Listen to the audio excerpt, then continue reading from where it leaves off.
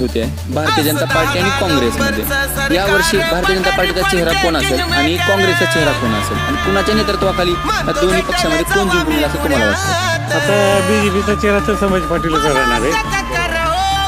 जर नशिबानं खासदार डॉक्टर मिळाला आहे तसं बातांबरे साहेबाला जर संधी मिळेल तर आमदार व्हायला काही ही नाही काँग्रेसने संधी दिली तर.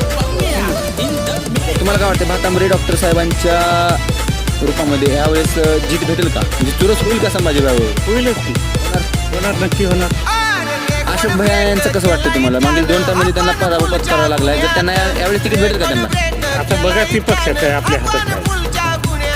आपण तर काँग्रेसला मतदान टाकणार दगड मी उभारला तरी तुम्ही दगड बी उभारला चालतंय.